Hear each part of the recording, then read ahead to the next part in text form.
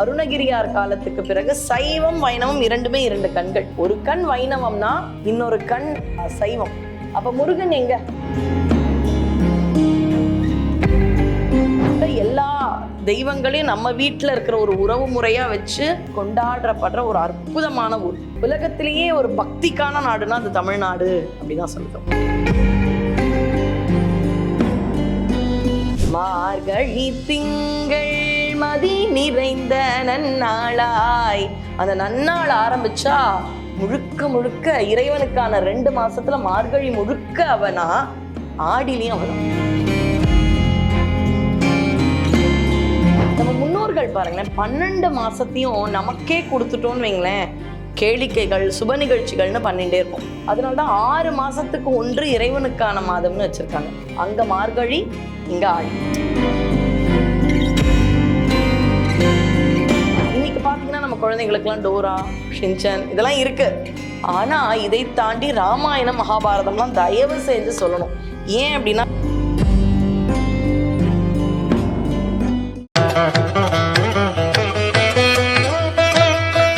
TV நேயர்களுக்கு வணக்கம். நான் லதா சுப்பிரமணியன். இன்னைக்கு நம்ம கூட இணைஞ்சிருக்கிற சிறப்பு விருந்தினர் ஆன்மீக பேச்சாளர் திருமயிலை கற்பகலட்சுமி சுரேஷ் அவர்கள். மேம் வணக்கம். வணக்கம். உங்களுக்கும் வணக்கம். நிச்சயமா. ஏன்னா இப்போ உங்களுடைய ப்ரொஃபஷன்னு பார்த்தோம்னா அது வேற. ஆனால் நீங்கள் வந்து ஆன்மீக பேச்சை பல வருஷமாக வந்து எல்லா மேடைகள்லையும் பண்ணிட்டு வரீங்க, நிறைய பெரிய பெரிய கோவில்களில் பண்ணிட்டு வரீங்க. முதல்ல உங்களுக்கு இதில் இந்த ஆன்மீக பேச்சில் நான் போகணும், தெய்வத்தினை பற்றின விஷயங்களை நான் வந்து மக்களுக்கு டெலிவர் பண்ணணும் அப்படிங்கிற ஆர்வம் எப்போ வந்தது? என்னுடைய ஊரே பார்த்தீங்கன்னா திருமயிலை தான், மயிலாப்பூர் தான். அதில் ரொம்ப பாக்கியம் நான் நினைக்கிறேன். ஏன்னா பிறந்த ஊர் பிழைக்க வந்த ஊர்னு இருக்கும். பட் பிறந்தது, வாழறது, நல்ல எல்லா வளத்தோடு அம்பாள், அதுக்குன்னு கஷ்டமே இல்லையானு இல்லை, கஷ்டத்தெல்லாம் மாற்றி எல்லா வளத்தோடு இருக்க வச்சு வாழறதுன்னு பார்த்தீங்கன்னா கற்பகாம்பாளுடைய குடைக்கீழே தான் இருக்கும். சின்ன வயசுலேருந்தே ஆன்மீக குடும்பம் எங்களோடது. கோயிலெலாம் நிறைய உற்சவங்கள், தொடர்பு நிறைய உண்டு, கோயில்கள் ஆன்மீக தொடர்பு. இது வந்து குரு அருள் இருந்தால் திருவருள் இருக்கும். உங்கள் அலைவரிசை பேரே திருவருள் இல்லையா? அந்த திருவருள் கிடைக்கிறதுக்கு வந்து ஒரு குரு அருள் தேவை. முருகனை கூட அருணகிரியார் குருவாய் வருவாய் அருள்வாய் குகனேன் தான் அனுபூதியில பாடுறார். அப்பாவா வா, அம்மாவா வா, எல்லாமா வானவர். கந்தர் அனுபூதி தான் அவர் பாடின நிறைவான பாடல், கிளி வடிவம் எடுத்து. அந்த வரிக்கு அப்புறம் முருகன் கிட்ட போய் கிளியா அவர் உட்கார போறார். அந்த சமயத்துல கூட குருவா வான்றார். அப்ப குரு அருள், தெய்வமே இருந்தாலும் குருவின் அருள் என்பது தேவை. கல்லூரி படிக்கும் பொழுது ஒரு பேச்சு போட்டி, நாயன்மார்களை பற்றி பேசணும். அம்மா தமிழ் ஆசிரியர், நிறைய எழுதி தருவாங்க, பேசுவேன். ஆனால் அப்பா அம்மா சொல்கிறாங்க, எப்பவுமே என்னுடைய பாணியிலேயே பேசுகிற, கல்லூரி பேச்சுன்னும் பொழுது இன்னும் கொஞ்சம் தரமாக இருக்கணும் அப்படின்னு எங்களுடைய தெருவிலேயே அம்மாவுக்கு தெரிஞ்ச ஒரு பேராசிரியர் திருமதி ஹேமா சந்தானராமன் இருந்தாங்க. அவங்க கிட்ட கூட்டிகிட்டு போய் இவ பேசுவா, கொஞ்சம் நல்லா இன்னும் ஒரு தரமாக நீங்கள் ஒரு கட்டுரை எழுதி தரணும். அப்போ அவங்க சொன்னாங்க, என்னுடைய கணவர் பருத்தியூர் திரு சந்தானராமன், இவர் தான் பேச்சாளர், ஆர்பிஐயில் அவர் ஒர்க் பண்ணார். அப்போ அவர்கிட்ட போகிறேன், அவர் எனக்கு ஒரு ஆர்டிக்கல் எழுதி தரார்.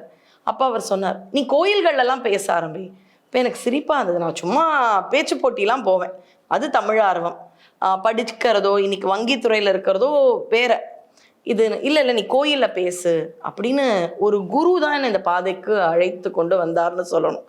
அப்படின்னு வந்தாலும் வாழ்க்கையில் நமக்கான ஒரு வட்டம்னு இருக்கும் இல்லையா? திருமணம், குழந்தை, ஒரு வேலை, இதெல்லாம் போனாலும் அவர் கொடுத்த அந்த ஒரு பாதை வந்துட்டே இருந்தது. ஒரு சமயத்துக்கு அப்புறம் இதுதான் நான் கடக்க போகிற பாதை அப்படின்றது ரொம்பவே வெளிச்சம் போட்டு தெரிய ஆரம்பிச்சது. அதனால என்னுடைய வங்கி பணி, மற்ற பணிகள் எல்லாம் இந்த உடலுக்கு அப்படின்னா என்றுமே அழியாத ஆன்மாவிற்கு இந்த ஆன்மீக பணி அப்படின்ற மாதிரி கடவுள் குருவால் காண்பித்த பாதை அப்படிதான் சொல்லணும். அருமை. அதாவது எல்லாரும் தன்னுடைய பாதையை தேர்ந்தெடுக்கிறதுக்கு நிச்சயமா யாரோ ஒருவர் வந்து வழிகாட்டியிருப்பாங்க, நீ இந்த வழியில தான் போகணும் அப்படின்னு. உங்களுக்கான ஒரு ஆன்மீக பாதை இதுதான்றத அழகா சொன்னீங்க. இது வந்து ஆடி மாசம்னாலே எல்லோருக்குமே தெரிஞ்ச ஒரு விஷயம். வருஷத்துல 12 மாசத்துல ஆடி அப்படின்னாலே அது வந்து பூரா ஒரு பண்டிகை மாதம் அப்படின்னு தான் சொல்லணும், தைக்கு அடுத்தது. ஆனா வந்து பெண்கள், வீட்டில் இருக்கிற பெண் குழந்தைகள், அம்மன், அதாவது பெண் சக்தியா இருக்கிற எல்லாரையுமே அதிகமா வழிபடக்கூடிய ஒரு மாதம்னா ஆடி. இதுல வந்து ஆடி பூரம்னா ஆண்டாளுக்கு ரொம்ப விசேஷமான ஒரு விஷயம்னு எல்லாருக்குமே தெரியும். அதை பத்தின இன்னும் நிறைய தகவல்கள் நீங்க மக்களுக்கு சொல்லணும். கண்டிப்பா. ஆடி மாதம் அப்படின்னாலே நீங்க சொன்ன மாதிரி அம்பிகைக்கான மாதம். நம்ம முன்னோர்கள் பாருங்களேன், 12 மாசத்தையும் நமக்கே கொடுத்துட்டோன்னு வைங்களேன், கேளிக்கைகள் சுப நிகழ்ச்சிகள்னு பண்ணிட்டே இருப்போம். அதனால்தான் 6 மாசத்துக்கு ஒன்று இறைவனுக்கான மாதம்னு வச்சிருக்காங்க. அங்க மார்கழி, இங்க ஆடி. மார்கழிலையும் எதையும் பண்ண மாட்டோம், இது பீடை மாதம்னு. ஆனா பீடை இல்லை, அது பீடுடைய மாதம், பெருமை மிக்க மாதம். அது மாதிரி ஆடியிலையும் நம்ம பொதுவா வீட்டு நிகழ்ச்சிகள், அந்த திருமணங்கள், வீடு மாறுறது, கிரகப்பிரவேசம், இதெல்லாம் ரொம்ப பண்ண மாட்டோம். ஏன்னா இறைவனுக்குன்னு ஒரு மாதம் முழுக்க இருக்கணும். ஆடியில தான் எத்தனை விசேஷங்கள், கூழ்வார்த்தல், ஆடிப்பெருக்கு, ஆடிப்பூரம், சொல்லிகிட்டே போகலாம். அதில் இந்த ஆடிப்பூரம் நீங்கள் சொன்ன மாதிரி ஆண்டாள் அப்படின்ற ஒரு பிரதானமான ஒரு புரட்சி பெண் தான் ஞாபகத்திற்கு வரும். அவள் ஆண்டாளுக்கு மட்டும்தான் விசேஷமானா, நம்ம பாரத நாட்டில் பார்த்தீங்கன்னா அருணகிரியார் காலத்துக்கு பிறகு சைவம் வைணவம் இரண்டுமே 2 கண்கள். ஒரு கண் வைணவம்னா இன்னொரு கண் சைவம். அப்போ முருகன் எங்க அப்படின்னா நெற்றிக்கண். ஏன்னா பொதுவாக இருக்கிற அந்த நெற்றிக்கண் சைவத்தில் இருக்கிற சிவபார்வதி அம்மா அப்பா, வைணவத்தில் இருக்கிற திருமாலும் திருமகளும் மாமன் மாமி அப்படின்னே பாடுறாரு. அப்படிப்பட்ட எல்லா தெய்வங்களையும் நம்ம வீட்டில் இருக்கிற ஒரு உறவு முறையாக வச்சு கொண்டாடப்படுற ஒரு அற்புதமான ஊர். உலகத்திலேயே ஒரு பக்திக்கான நாடுனா அது தமிழ்நாடு அப்படிதான் சொல்லுதோம். அதில் ஆண்டாளுடைய வைராகியத்தை நம்ம பார்க்கணும். பாருங்க, அவள் துளசி மாடத்திற்கு அருகே கண்டெடுத்த பெண். யார் வளர்க்குறாங்கன்னா பெரியாழ்வார்னு, ஆழ்வார்களுள் ஒருவர் விஷ்ணு சித்தர்னு சொல்லக்கூடிய பெரியாழ்வார் வளர்க்கிறார் திருவில்லிபுத்தூர். சின்ன வயசுல கதை சொல்லணும். இன்னைக்கு பார்த்தீங்கன்னா நம்ம குழந்தைகளுக்கெல்லாம் டோரா, ஷின்சன் இதெல்லாம் இருக்கு. ஆனா இதை தாண்டி ராமாயணம், மகாபாரதம்லாம் தயவு செஞ்சு சொல்லணும். ஏன் அப்படின்னா காந்தியடிகளை கொடுத்தது ஹரிச்சந்திரன் கதை. ஆண்டாளை கொடுத்ததே சின்ன வயசுல அவ கேட்ட கிருஷ்ண லீலைகள், அந்த கதைகள். விவேகானந்தர் வந்ததுக்கு அவங்க அம்மா சொன்ன ராமாயண மகாபாரத இதிகாசங்கள். அப்ப அந்த குழந்தைகளுக்கு என்னதான் படிப்பு கெரியர் ஓரியன்டா வந்தாலும் நல்ல மனிதர்களா உலகத்துல எந்த இடத்துல வாழறதுக்கு ஒரு ஆன்மீக பலம், மனோசக்தி, அதுக்கு இந்த கதைகள் எல்லாம் தேவை. அப்படி இறைவன் பால் அவனுடைய அந்த லீலைகளை கேட்டு அவகிட்ட இருந்து நம்ம என்ன கத்துக்கணும் தெரியுமா? அவனையே கரம் பிடிப்பேன்ற ஒரு வைராக்கியம். ஒருத்தர் மேல வந்த ஈர்ப்பு, தெய்வம் என தெரிந்தும் மானிடர்கள் யாருக்கும் நான் இல்லைப்பா, அவனை தான் கரம் பிடிப்பேன்னு ஒரு அழகான நோன்பெடுத்து. பொதுவாக பார்த்தீங்கன்னா ஆண்டாள் எடுத்த அந்த பாவை நோன்புன்றதே ஒரு கல்யாணத்துக்குன்னு தோணும். ஆனால் அதில் பொதுநலமும் இருக்கு. ஏன்னா 3வது பாசுரம் 4வது பாசுரத்துலலாம் பார்த்தீங்கன்னா மழை பற்றிய பாடல்கள். அப்போ அது தன்னலம் மட்டும் இல்லை, நானும் நல்லா இருக்கணும், ஊரும் நல்லா இருக்கணும், அந்த காலத்து கன்னி பெண்கள் வேண்டுவது மாதிரி. அப்போ திருமணம் ஆகலைன்னா நல்ல மாப்பிள்ளை, திருமணம் ஆன பிறகு நான் இறைவனோடு திருமணம் செய்து கொள்ள வேண்டும்ன்ற ஜீவாத்மா பரமாத்மா சங்கமம் அப்படின்றத ரொம்ப அழகா, அதுவும் ஒரு மனத்துக்கு, ஆண்களாகட்டும் பெண்களாகட்டும், ஆண்டாள்ன்ற கேரக்டர் நமக்குலாம் எவ்வளவு பிடிக்கும். அவ அந்த பாடின வரிகள் தானே மார்கழி மாதம் முழுக்க. மார்கழி திங்கள் மதி நிறைந்த நன்னாளாய், அந்த நன்னாள் ஆரம்பிச்சா முழுக்க முழுக்க இறைவனுக்கான 2 மாசத்துல மார்கழி முழுக்க அவனா, ஆடிலையும் அவதான். ஏன்? அவள் துளசி மாடத்தின் அருகே பூமி தேவி, யாரு பூமாதேவின்னு சொல்லக்கூடிய அவளுடைய ஒரு அம்சமாக ஆடி பூரத்தன்று பிறக்கிறாள். பெரியவங்கெல்லாம் ரொம்ப அழகா சொல்லுவாங்க, கிருஷ்ணருக்கு ரொம்ப வருத்தமாயிடுச்சான் வைகுண்டத்துல திருமாலுக்கு. நான் போய் கஷ்டப்பட்டு பகவத்கீதைன்னு சொன்னேன், பாதி பேருக்கு பகவத்கீதை தெரியாது வடமொழின்றதுனால. அப்படியே தெரிஞ்சாலும் நான் என்ன சொல்ல வந்தனே புரியலையே யாருக்கும். கடவுளை அடைய நல்ல மனசோட பூமாலையால் அர்ச்சித்தும் அடையலாம், இல்லை இறைவனுடைய நாமத்தை சொல்லி சொல்லி ராமா முருகா கிருஷ்ணான் சொல்லி அடையலாம்ன்றதெல்லாம் நிறைய சொன்னேன். யாருக்குமே புரியல. லக்ஷ்மி ஸ்ரீதேவியை பார்த்து கேட்குறாளாம், அப்பா நமக்கு மேக்ஸ் கற்று தர்றதை விட அம்மா சொல்லி கொடுத்தா கொஞ்சம் புரியும்னு எனக்கு எப்போவுமே தோணும். எங்கள் அப்பா சொல்லி கொடுத்தா எனக்கு புரியவே புரியாது. ஸ்ரீதேவி லக்ஷ்மியை பார்த்து கேட்குறாரா, நீ போய் சொல்கிறியான்னு. அவள் சொன்னாலாம், நான் ஒவ்வொரு அவதாரமாக அவங்க கூட வருவேன். சீதா பிராட்டியாக வரும்பொழுதுலாம் அசோகவனத்துலலாம் முடியாது எனக்கு இதுக்கப்புறம்ன்றாள். அப்போ பூமாதேவி இருக்கலாம், நான் என் குழந்தைகளுக்காக நீங்கள் சொல்கிறத நான் விட முடியுமா, நான் போகிறேன் அப்படின்னு ஆண்டாளாக அவள் வந்த நோக்கத்தை 5வது பாசுரம் மாயனை மண்ணு அப்படின்னு ஆரம்பிக்கிற பாசுரத்துல, தூயோமாய் நாம் தூமலர் தூவி தொழுது வாயினால் பாடி மனத்தினால் சிந்திக்க, மலராலும் பாமாலையாலும் அதாவது நாமத்தாலையும் நம்ம தூய மனதோடு இறைவனை அடையலாம் அப்படின்ற அந்த பகவத்கீதையினுடைய சாராம்சத்தையே திருப்பாவை அப்படின்ற ஒரு விஷயத்துல கொடுத்த ஒரு பெரிய வைராகிய பெண் நினைச்சா மாதிரி இறைவனையும் அடையறா. அவள் பிறந்தது ஆடிப்புறம். இது வைணவம். இன்னொரு பக்கம் சைவம். எல்லா கோயில்கள்ல இருக்கக்கூடிய அம்பிகைக்கும், ஏன் மாரியம்மன் கோயில்கள்னு நம்ம தெருக்கள் எல்லாமே அம்பிகை நம்மை காக்கிறாள் இல்லையா, எல்லா கோயில்கள்ல இருக்கக்கூடிய அம்பாளுக்கும், ஏன்னா வைணவத்துல தாயார்னு வாங்க, இங்க அம்பாள் அப்படின்னுவாங்க. இந்த அம்பாளுக்கெல்லாம் வளைகாப்பு நடக்கக்கூடிய தினம்தான் ஆடிப்பூரம். ஸோ இப்படி ஆண்டாளை பற்றி நம்ம நிறைய பேசிகிட்டே போகலாம்.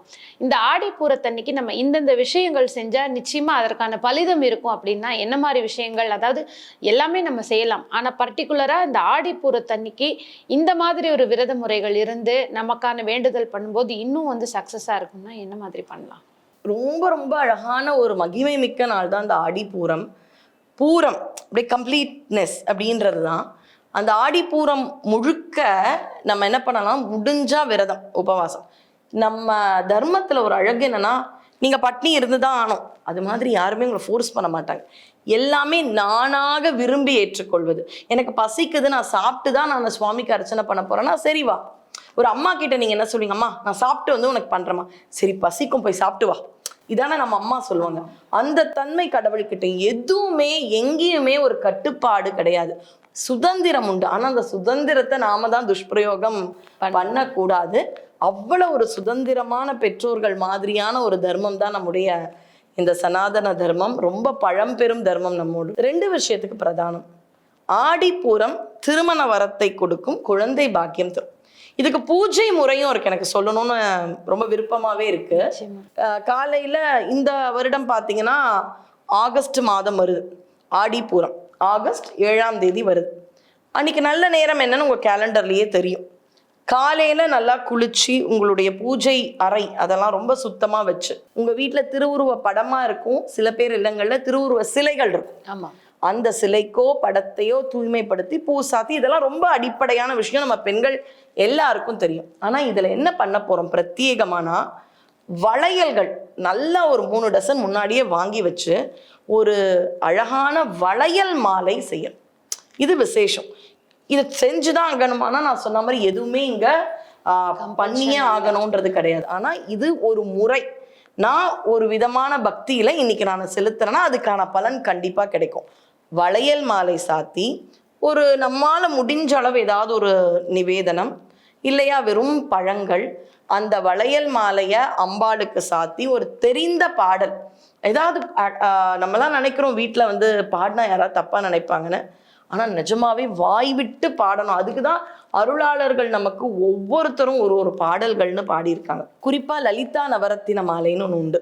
அகத்தியருக்கும் அதுக்கும் ரொம்ப தொடர்பு. லலிதாம்பிகைன்னு திருமியச்சூர்ல அம்பாள் இருக்கா. நவரத்தினமா அம்பாளை பாடுறாங்க. கற்றும் தெளியார் காடே கதியாய் கண்மூடி நெடுங்கணவான தவம், இந்த மாதிரி ஆரம்பிக்கும். ஒரு பாடல் நிறைவிலும் மாதா ஜெயவோம் லலிதாம்பிகையே, மாதா ஜெயவோம் லலிதாம்பிகையே. உண்மையா சொல்லணும்னா இதை நான் என்னுடைய ஸ்கூல் ஃப்ரெண்ட்ஸ் கொரோனா டயத்தில் ஒவ்வொருத்தரும் ஒரு ஊரில் இருப்பாங்க. ஆனால் ஜூம் கால் நாங்கள் ஈவினிங் சேர்ந்து இந்த பெருந்தொற்று நீங்கணும்னு தினமும் பாடினோம். இது சத்தியம். ஒரு 6 மாதங்களுக்குள்ள இப்போ நாங்கள் பாடினதாலையானா நாங்கள் பாடினதாலையும்னு சொல்லுவேன். ஏன்னா பல பேருடைய கூட்டு பிரார்த்தனை எங்கே இருந்தாலும் இந்த மாதிரி கூட்டு பிரார்த்தனைக்கான மகத்துவம்னு இருக்குது. இது மாதிரி தெரிந்த பாடல்களை வைத்து அம்பாளுக்கு பாடி, இல்லை திருவுருவச்சிலைனா அம்பாளுக்கு வளையலே போடலாம், போட்டு பூஜை பண்ணி நிறைய பூக்கள் கொண்டு தீபாராதனை பண்ணி, அம்பாளுக்குன்னு ஒரு மனை இருக்கும் இல்லையா, ஒரு மனை வைத்து செய்ய வேண்டும். அந்த பூஜை நிறைவடைந்த உடனே அந்த மனையில யாருக்கு குழந்தை பிறக்கணுமோ இல்லை கல்யாணம் ஆகணுமோ அவர்களை அமர்த்தி ஒரு நலங்கு வைக்கணும் அவங்களுக்கு. ஓகே, அது ரொம்ப சுபமா இருக்கும். அம்பாளுக்கு வைத்த அந்த வளையல்களை ஒரு 6 வளையல்கள் நம்ம கையிலையும், அந்த யாருக்கு குழந்தை பிறக்க வேண்டும் என்றால் அவர்களுக்கு, இல்லை கல்யாணம் ஆகணும்னா அவங்களுக்கு அந்த வளையல் மாட்டி, சாயந்தர வேளையில பக்கத்துல இருக்கிற கோயில்கள் எல்லாத்துலயுமே விசேஷமா இருக்கும், அங்க போய் வளையல் விநியோகம் செய்தால் சர்வ நிச்சயமாக அவர்களுக்கு அந்த வேண்டுதல் பலிக்கும். இன்னொரு விஷயம், அடியேனுக்கு ஒரு பெரியவர் சொன்னதை சொல்கிறேன். திருமணம் ஆன உடனே அல்லது குழந்தை பெற்று அவர்களுக்கு அந்த 1 வருடத்திற்குள்ள எதற்காக செய்தார்களோ அது ஆன உடனே வீட்டு பக்கத்துல எங்க அங்காள பரமேஸ்வரி அப்படின்ற நாமத்துல அம்பாள் இருக்காளோ அடுத்த ஆடி பூரத்தன்று பாலாடையில மாலை, முதல்ல எதுல பண்ணும், வளையல்ல மாலை. இதை வந்து எனக்கு 2ஆம் குழந்தை பிறக்கும் பொழுது நான் இந்த பாலாடை மாலை சாத்தினேன். ஒரு 21 பாலாடை வாங்கிட்டேன். அந்த மூக்கு மாதிரி இருக்கும் தெரியுமா அந்த பாலாடையில, அதை நம்ம தொடுத்து பூ மாதிரி நல்லா ஒரு தடியான கயர்ல கட்டிட்டோம்னா அது ஒரு மாலை மாதிரி வந்துடும். அதை அங்காள பரமேஸ்வரிக்கு, ஏன்னா திருமணமாகி அவர்கள் பாலாடை மாலை சாத்தினாலும் அவர்களுக்கு அடுத்த தொடர்ச்சியான சுப நிகழ்வுகள், குழந்தை வேண்டும் என்பவர்கள் குழந்தை பிறந்த பிறகு அந்த பாலாடை மாலையை கொண்டு போய் அங்காள பரமேஸ்வரி கோயில்ல அம்பாளுக்கு சாத்திட்டு உற்சவருக்கும் மூலவருக்கும் அந்த இடத்துலயே பூசாரிகள் வர குழந்தைகளுக்கெல்லாம் அதை கொடுத்துருவாங்க. இல்லை நம்ம கிட்ட கொடுத்துட்டாங்கன்னா நமக்கு தெரிந்த அக்கம் பக்கத்து குழந்தைகள், ரொம்ப தேவை இருக்கக்கூடிய குழந்தைகளுக்கு போய் அந்த பாலாடையை நம்ம கொடுத்துட்டு வந்தா ரொம்ப ரொம்ப விசேஷம். இது நடந்த உண்மை, அதனால பதிவு பண்றேன். ரொம்ப அழகான ஒரு பதிவு. ஏன்னா எல்லா பூஜை முறைகளுமே எல்லா ஃபங்க்ஷனுக்குமே பண்ணணுங்கிறது எல்லாரும் தெரிஞ்ச ஒரு விஷயம். அதாவது டெய்லி விளக்கேத்தினாலும் தீபாவளி அன்னைக்கு ஏத்துற விளக்குக்கான மகத்துவமே தனி. பிரம்ம முகூர்த்தத்து விளக்கும் தனி, காலை வேளையில் விளக்கே மகத்துவம். நீங்க சொன்ன மாதிரி குறிப்பிட்ட சமயங்கள் குறிப்பிட்ட நாள்கள் அப்படின்றது. இன்னும் ஒரு விஷயம், திருப்போரூர்ல ஸ்ரீமத் சிதம்பர சுவாமிகள்னு இருக்கு. அவர் உண்மையா பாத்தீங்கன்னா மீனாட்சி அம்பிகையுடைய பக்தர். யாரெல்லாம் நேயர்கள் பாக்குறீங்களோ யோசிச்சு பாருங்க, அவருடைய திருவுருவ படத்துல ஒரு பக்கம் முருகன் ஒரு பக்கம் மீனாட்சி இருப்பான். யோசிச்சு பாத்தீங்கன்னா மீனாட்சியினுடைய பக்தர், மீனாட்சி தான் முருகன் கிட்ட கூட்டிட்டு போறான். சிவபெருமானுடைய அருளுக்கு பேரே சக்தி, சக்தியினுடைய அருளுக்கு ஒரு ஆனந்தம்னு அனுபவிப்போம்ல, அந்த ஆனந்தம் தான் முருகன். அப்ப அம்பிகைக்கான ஆடிப்பூரத்து வளைகாப்பு விழாவை வீட்டிலேயும் கோயிலேயும் நீங்க வழிபாடு செஞ்சு கோயில இருக்கிறவங்களுக்குலாம் வளையல் கொடுத்தீங்கன்னா கண்டிப்பா ஒரு அழகா முருகன் மாதிரி குழந்தை பிறக்கும். இதுல மாற்று கருத்தே இல்லை. அருமையான பதிவு. ஆடிப்பூரத்தன்னைக்கு விசேஷமா இந்த குழந்தை வேணும்னு யார் யார் வெயிட் பண்றாங்களோ, 2வது குழந்தை யார் வேணும்னு வெயிட் பண்றாங்களோ, அதே மாதிரி திருமணம் உடனே ஆகணும், யாருக்கெல்லாம் வந்து உடனே அந்த குழந்தைன்ற ஒரு விஷயம் நடக்கணுமோ எல்லாருமே அந்த வளையல் போட்டுக்கலாம். முக்கியமா இந்த பாலாடை மாலைங்கிறது வந்து இன்னும் நிறைய பேருக்கு தெரியாத ஒரு விஷயம். அழகான ஒரு இன்ஃபர்மேஷன் சொல்லியிருக்கீங்க. இந்த ஆடி மாசத்துல நிச்சயமா எல்லா பெண்களுக்குமே இது ஒரு உபயோகமான பதிவா இருந்திருக்கும். இதே மாதிரி அடுத்த ஒரு ஆன்மீக பதிவுல சந்திக்கலாம். நன்றி. சர்வம் சக்திமயம், அம்பிகையே சரணடைந்தால் அதிக வரம் பெறலாம்னு பாரதியார் சொல்றாரு. அதனால ஆடி பூரத்தன்று ஆண்டாளை வழிபட வேண்டும். அம்பிகைக்கு வளையல் மாலை, வளையல் பூஜைகள் செய்து என்ன வரமோ அம்பிகை அப்படி அள்ளி வரத்தை தருவாள். சர்வம் சக்திமயம். நன்றி.